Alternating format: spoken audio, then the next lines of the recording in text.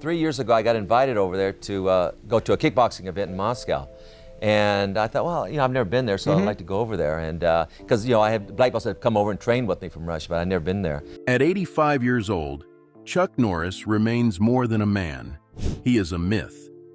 The roundhouse-kicking legend who stood across from Bruce Lee in The Way of the Dragon, the stoic lawman of Walker, Texas Ranger, and the cultural icon turned internet superhero, whose name became a punchline for invincibility. For decades, audiences believed Chuck Norris was untouchable, a symbol of strength who could not be broken. But behind the screen, beyond the cheers, lived a story drenched in tragedy. A childhood scarred by violence, a brother lost to war, a marriage shattered, and a wife whose sudden illness forced Chuck to abandon Hollywood at the height of his fame. Today, the man who once seemed unstoppable lives quietly on a Texas ranch, carrying more grief than glory, more scars than trophies. This is not the myth. This is the heartbreak and the humanity of Chuck Norris. Chuck Norris was born Carlos Ray Norris on March 10, 1940, in the small town of Ryan, Oklahoma. His childhood was anything but easy. His father, Ray, returned from World War II carrying scars that no one could see but everyone around him felt. Instead of healing, he turned to alcohol, and the bottle slowly consumed him. What should have been a safe family home became a place of dread. The slam of a door or the sound of water running could trigger an eruption of anger without warning. Chuck's mother, Wilma, did everything she could to protect her 3 boys, often hiding small bills just to buy food, only for Ray to snatch them away when he stumbled home drunk. Poverty weighed heavy, but the fear was worse. For young Chuck, the nights stretched long and restless, filled not with childhood innocence, but with the exhausting anxiety of daily survival. By the time Chuck was 14, fear had become a daily companion. He was shy, withdrawn, and carried the quiet shame of living in a broken home. But one night, everything changed. His father's drinking turned violent, and Wilma once again found herself in danger. Chuck, trembling and terrified, grabbed a hammer and stood between them. For the first time, he faced the man who had cast such a long shadow over his childhood. His hands shook, but his will did not. In that moment, Chuck wasn't just a boy anymore. He was a protector, defender, and guardian of his mother's safety and fragile hope. Though only a child, he made a vow that would guide him for the rest of his life. He would never become the man his father was. That night, he discovered a fragile spark of courage. It wasn't strength yet, but it was the beginning of the resolve that would one day define him. 2 years after that night, Wilma found the strength to do what had once seemed impossible. She gathered Chuck and his brothers and left Ray behind, fleeing the chaos of Oklahoma for the hope of a new start in California. For Chuck, the move was both freedom and burden. The fear of his father's outbursts was gone, but the scars remained. In school, he struggled. He was quiet, painfully shy, and often invisible to classmates. He lacked athleticism and rarely stood out, which only deepened his sense of being an outsider. While other kids chased dreams and laughed in the hallways, Chuck carried the weight of survival. Yet amid the loneliness, a seed of hope lingered. On Saturdays, he found solace in movie theaters, watching cowboy heroes who embodied the strength and honor he longed for. Though still fragile, California gave him the chance to dream of something better. A life where courage could replace fear and discipline could build a future. In 1958, at just 18 years old, Chuck enlisted in the United States Air Force. He became an air policeman and was soon stationed at Osan Air Base in South Korea. What began as a duty assignment quickly became a turning point. It was there, far from home, that Chuck first encountered martial arts. His early attempts at Taekwondo and Judo were clumsy, almost embarrassing. He wasn't naturally gifted. He fell often, missed techniques, and felt out of place. But something inside him shifted. For the first time, he found a discipline that gave order to his chaos, a path that transformed weakness into strength. Every bruise became a lesson, every fall a reason to rise. Martial arts gave him something his childhood never had: identity. Chuck would later admit that it was in Korea, on those mats, that he first began to believe in himself, discovering both focus and purpose. When Chuck returned to California in 1962, he carried with him the discipline of the Air Force and a growing obsession with martial arts.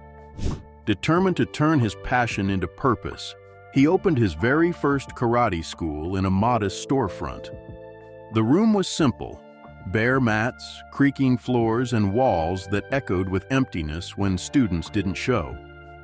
Many days, Chuck swept the floors alone, waiting for the door to open. Money was scarce, and doubt pressed hard, but he refused to quit. For Chuck, the dojo was more than a business. It was a lifeline, a place where failure could be reshaped into hope and character. Slowly, a few students came. He taught them not just kicks and punches, but the values that had reshaped his life: respect, discipline, perseverance, and belief. The little dojo was humble, but within those walls, the roots of a legend began to grow strong. Each lesson, each returning student, was proof that his dream, though fragile, was beginning to take shape. As his dojo grew, Chuck began testing himself in karate tournaments. But the results were brutal. Between 1964 and 1966, he suffered defeat after defeat, each one a painful reminder that discipline alone wasn't enough. He had to sharpen his skills to a new level. Every loss stung, dragging back the same feeling of powerlessness he had known as a boy. Yet instead of surrendering, Chuck treated each failure as a lesson. He drilled longer, studied harder, and pushed his body past exhaustion. He refused to let defeat define him. Slowly, the patterns began to change. His strikes became sharper, his timing more precise, his presence on the mat harder to ignore. The shy, overlooked boy was transforming into a fighter who would not break. The losses were cruel, but they hammered him into steel. Chuck was no longer just surviving. He was learning how to win. In 1967, everything shifted. At 27 years old, Chuck Norris captured his first major karate championship. What had once seemed out of reach was suddenly his. That victory lit a fire that could not be put out. Over the next several years, Chuck dominated the karate circuit, holding the title of professional middleweight karate champion for 6 consecutive years. His reputation grew not just as a skilled fighter, but as a man of unshakable discipline. Unlike others who relied on raw talent, Chuck's strength came from relentless practice and an indomitable will.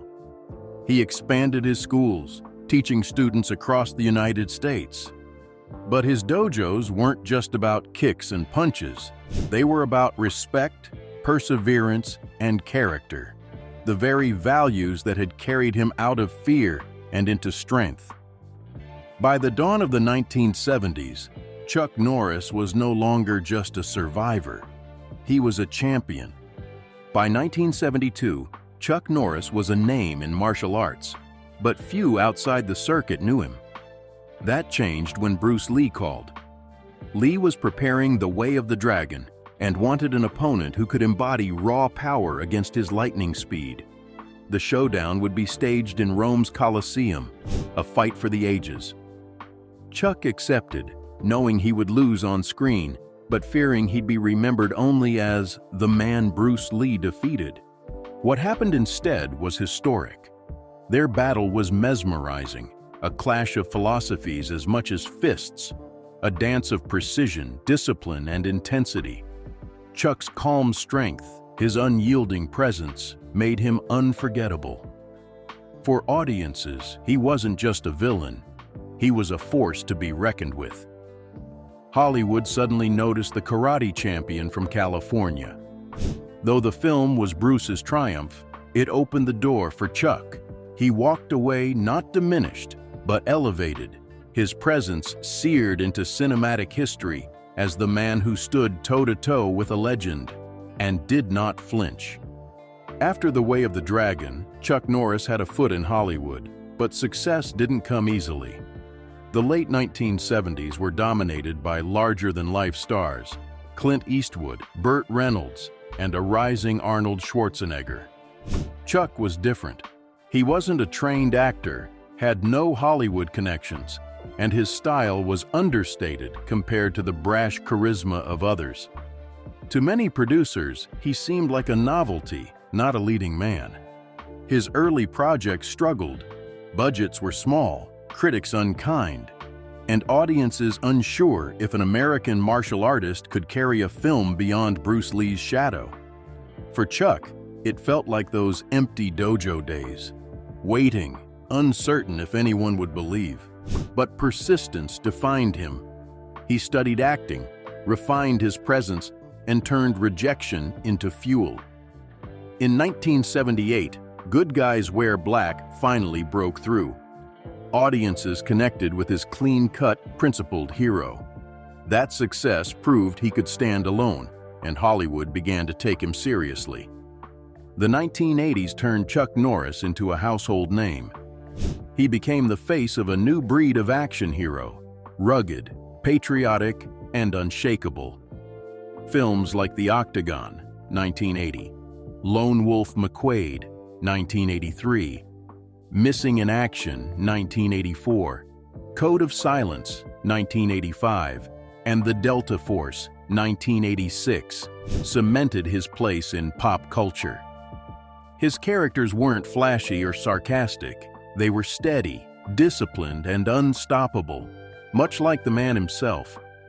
Audiences saw in Chuck the hero who always stood firm, the warrior who never backed down.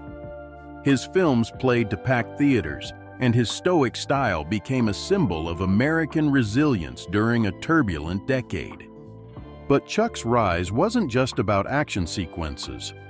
The Cold War era had left audiences hungry for symbols of strength, heroes who represented justice in a world that felt unstable.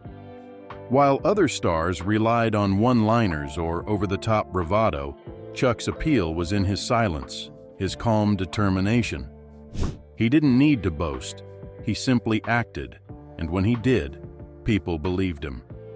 He became the dependable hero, the face of unyielding integrity, and that image resonated across America and far beyond. Behind the camera, however, the cost was heavy. Filming back-to-back action projects meant grueling schedules, endless stunts, and physical risks that left his body battered. There were no shortcuts. Chuck performed much of his own stunt work, determined to bring authenticity to his roles.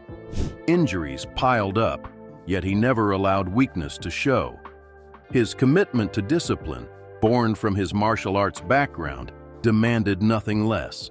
And beyond the injuries, there was another sacrifice: time. Weeks and months spent on set meant long stretches away from his family, watching his sons grow up more from a distance than at home. The irony was bitter. The man America saw as the ultimate protector often felt powerless against the toll fame was taking on the people he loved most. Still, Chuck pressed on. To audiences, he was the invincible warrior, a living embodiment of justice. For millions, he was not just an actor, but a symbol of what they wanted to believe America could be: strong, principled, and unyielding in the face of chaos. The legend of Chuck Norris was in full bloom, but beneath it all, the man was paying a price few could see. For all the glory of the 1980s, Chuck Norris carried a grief no spotlight could erase. His younger brother, Wieland, had enlisted in the military and was sent to Vietnam. In 1970, at only 21 years old, Wieland was killed while serving his country. The telegram announcing his death shattered the Norris family. For Chuck, the loss carved a wound that would never heal. Every time he put on a uniform for a role, every time he stepped into a battle on screen, memories of his brother's sacrifice came flooding back. He later admitted, "His death left a hole in my heart that will never heal." Audiences saw a fearless warrior, but inside, Chuck was haunted by the battlefield that had stolen his brother. No amount of applause, fame, or fortune could fill that void. Wieland's loss became the silent shadow behind every triumph Chuck achieved. Chuck often spoke of how Wieland had been the most spirited of the brothers, the one who could lighten even the darkest rooms. To lose him in such a cruel way was not just the death of a sibling, it was the death of laughter, of possibility, of a future stolen far too soon. Wieland's bravery only deepened the sorrow. He had reportedly shouted a warning to his comrades before he was struck down, saving lives with his final breath. That selfless act of courage reflected the very values Chuck later carried onto the screen: honor, sacrifice, and protection of the innocent. But for Chuck, that knowledge came with a crushing burden. The man celebrated as a hero on film could not save his own brother in real life. Every battle scene, every on-screen firefight became a painful echo. Behind the calm discipline of Walker, behind the precision of his martial arts roles, lived the ghost of Wieland. Fame elevated Chuck to legend, but it could never erase the memory of a 21-year-old boy lost in a jungle half a world away. Wieland's sacrifice turned Chuck's victory bittersweet, forever reminding him that even legends carry scars too deep to heal. Today, at 85 years old, Chuck Norris lives quietly on his ranch in Texas with his wife, Gina, and their children. From the outside, it seems serene: open fields, still waters, and the life of a man who has already given everything he had to the world. But beneath that calm lies a lifetime carved with scars. A childhood marked by fear. A brother who never returned from Vietnam. A marriage that fell apart. And the endless nights spent at his wife's bedside, praying she would pull through. Fame gave him wealth, recognition, and even immortality as a cultural icon.